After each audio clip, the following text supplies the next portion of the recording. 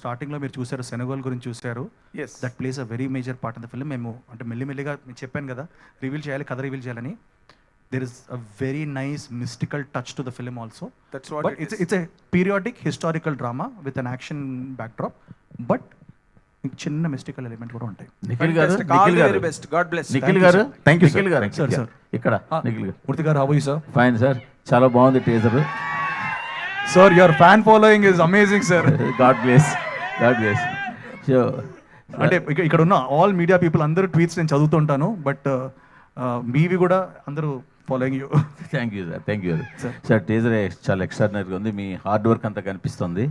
Sir. So but Karthikeya 2, Swayambhu, Sir. India house, sir ఇక దీని bye next door, స్వామి రారా, Sir. సూర్య వేస సూర్య, ఈ నిఖిల్ని మేము పూర్తిగా మిస్ అయిపోయినట్టేనా? సార్ మధ్యలో 18 పేజెస్ అనే సినిమా వచ్చింది కదా సార్. అవును.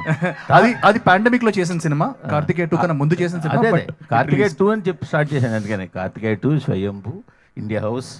సార్ ఈ నెక్స్ట్ కార్తికేయ 3 ఆల్రెడీ మీరు స్టార్ట్ చేయబోతున్నారని తెలుసు. ఈ ఇయర్ ఎండ్ నుంచి కార్తికేయ 3 కూడా ఉండబోతుంది. కార్తికేయ 3 స్టార్ట్ చేయబోతున్నారు. చందు ఆల్రెడీ ఆ పని మీద ఉన్నారు. సార్ అది okay.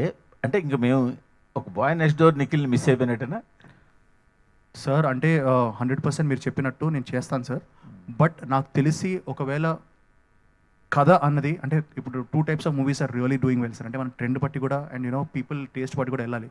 It's costing 295 rupees minimum per ticket. అది you know which is pretty large money అది. సో నాకు తెలిసి అలా ఉన్నప్పుడు people want to have a larger than life experience. మంచి సినిమా చూడాలి, పెద్ద సినిమా చూడాలని ఉంటుంది సార్.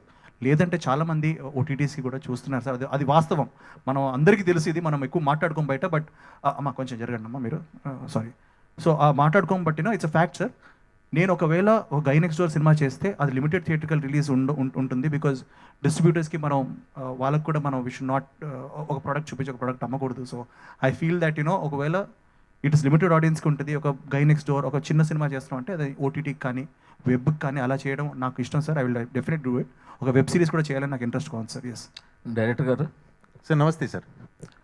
ఒక ఆయుధం, ఒక యోధుడు, ఒక సమస్య, ఇంతేనా ఈ స్టోరీ? ఇంకేమైనా ఉంటుందా? లేదు సార్, యాక్చువల్లీ ఇది టూ సింప్లిస్టిక్గా ఉంది సార్ మీరు చెప్పినది సార్.